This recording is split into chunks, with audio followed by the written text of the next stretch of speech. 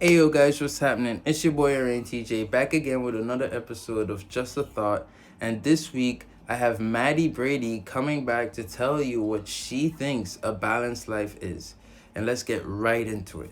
All right, Maddie. So, what is a balanced life to you, and what does that entail? Balanced life to me is really a mix of my athletics, which have always been a really large part of my life, and then having a work balance and also having time for myself and my friends and family. Yeah. I know we did this video a couple of times. We had some technical issues, and in our previous conversations, I know you were speaking about how you had previous errors or previous difficulties trying to figure out how to balance your life because you focused too much on your athletics and that Mm-hmm. was impeding on other things. Do you mind speaking a little bit about that and like what it took to find what was causing the imbalance in your life and how do you go about creating balance? Mm-hmm. So I think I always really valued running and the sports that I played. So at one point, I just got obsessive about my running, and I really believed that if I wanted to be the best or improve myself, that I should be sacrificing a lot of other areas of my life to improve in that. And unfortunately, sometimes, especially in sports like running, I think you can take it too far. And personally, for me, it was just overboard where this healthy habit was now making me unhealthy. A lot of times, for not just, I was going to say female athletes, but just athletes in general, a lot of times eating disorders get linked in as well. And I was doing all these sacrifices I thought that would make me the best that I could be. And I just took it to an unhealthy extreme. So I think when it became a problem, I always think that if something you love or a passion of yours causes anxiety around it, if you can't do it or fit it in, and for me, it would cause crippling anxiety. I ran every single day for an hour or more for 3.5 years, and I never took one day off, not if I was sick, not if I was injured. So obviously that is very problematic. So I think when there starts to be anxiety around these things that you're supposed to be doing for fun or doing to improve your health, that's when it becomes unbalanced. So in order for me to balance that part of my life, I not only now do not value athletics as high, it's still a huge part of my life, it always will be, but now I can show up for my friend's birthday, events, holidays. I'm mentally there, not thinking and torturing myself about what I'm eating, what I'm doing, what I'm going to do to run in the morning. Now I can actually mentally be present. And then under the umbrella of athletics, I now do a lot more activities. I've done jujitsu on and off. I'm going to try to get back into that this fall. And then I started rowing. I love rowing. I'm always on the erg. And I try to lift weights as well. So it's more of a balanced life just under that umbrella alone. And then I also make time for myself and my social life, my work life. Before, I really wasn't even able to concentrate on school work. It just took over all areas of my life. So now I think I try to have an appropriate amount of time for everything. Okay. So based on everything I've known that we've talked about and what you just said, I want to follow this up with 2 points. Um, I find it interesting what you were saying originally or at the beginning because I find that happening to myself where I make all these sacrifices that sometimes you end up wondering, I don't know, maybe it's somewhat regret because you wonder if it was worth the sacrifice. Mm-hmm. Um, I believe more so up until the beginning of this year or until somewhat recently, I was in that train of thought, wondering if all those nights in college when I didn't go partying and I didn't do this and I didn't do that because I wanted to go to the studio and learn how to make music or continue my paintings. Even this painting behind me, 3 years of constant work almost every night, just like you know, sleepless nights. And sometimes I reflect on that and wonder, yo, was my time spent as wisely as it could have been? Because now I don't have certain relationships, you know, certain friendships. Mhm. Then again, that's just the level of hindsight that I have now. There's no telling where it can be 5 years from now because, you know, we're still on the journey. We're not seeing all of the growth. And this is the newer train thought that I'm having that there is growth, of course. I look around me and I reflect on what it is that I came to America with 6 years ago and what I have now. And there is growth. Mhm. Understand that I'm still on the journey. And then secondly, amount of umbrellas in your life now. So we just spoke about the athletic umbrella. I know that you also dabble in entrepreneurship and your own sort of artistic outlet.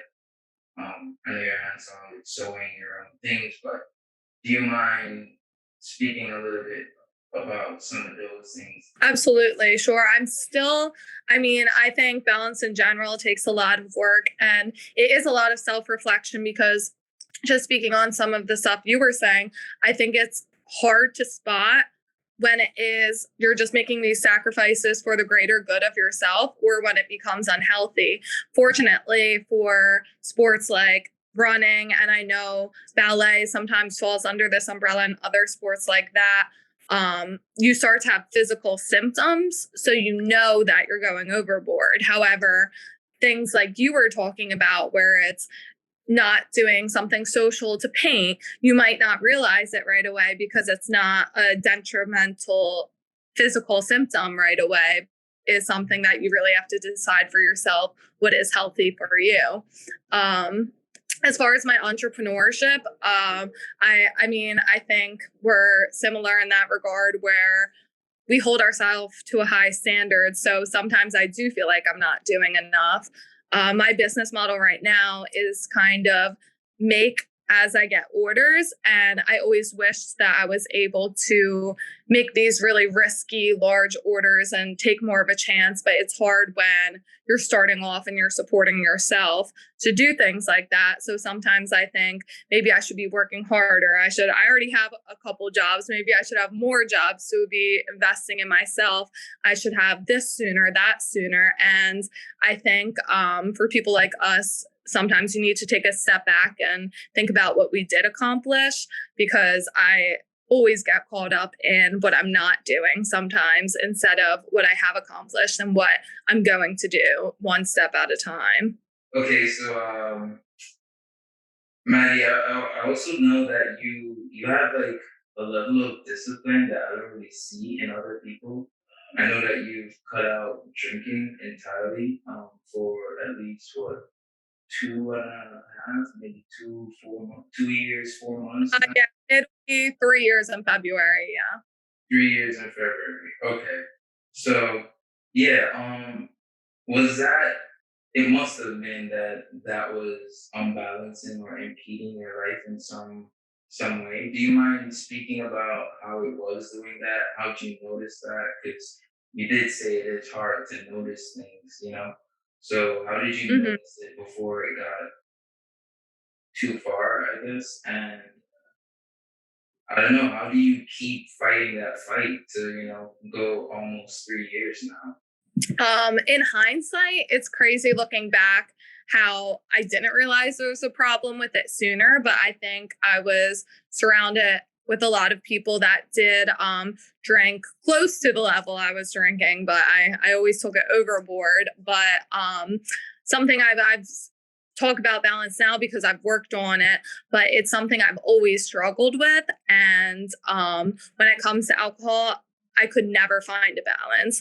And I do like to be in control. I like to have self control. So I think the hardest thing for me to accept at the time was that it's something I would never be able to control.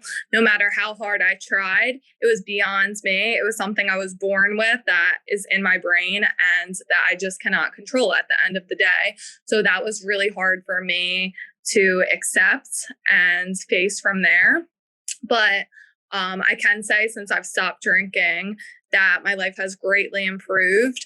And another point on balance is since I've stopped finding the balance of just my lifestyle in general since, because so much of my life before was going out and partying and all of that. And at the end of the day, I still am an extremely social person.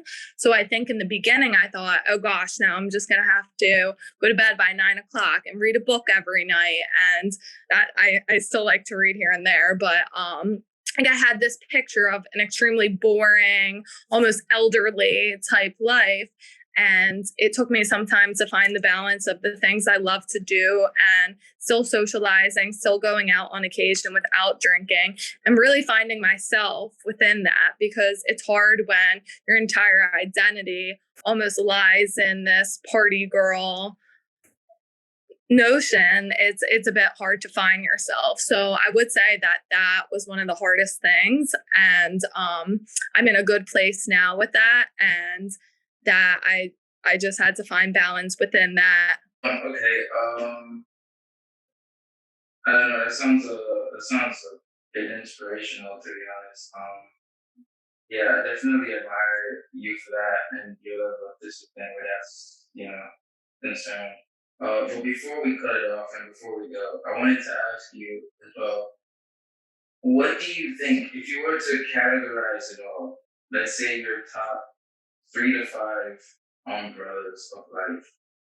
How what would you say was necessary for a balanced life? Let's say health, wealth, um, social, Yeah, I say engagement. balance in there.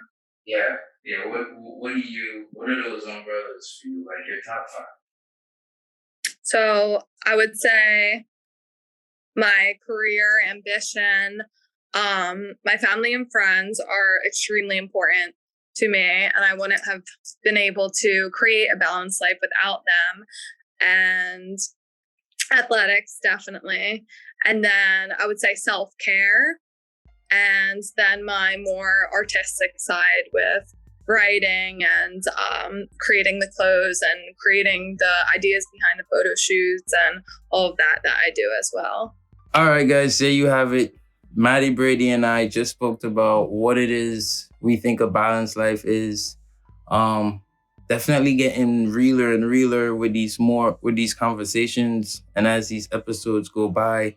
And as you know, today is episode 51. Next week would be episode 52. It would make a whole year that I've been doing this, and I would have accomplished what I set out to do. We'll see how we continue, but I really want to, and I really want to expand. So stay tuned for more, and have a great day, everybody.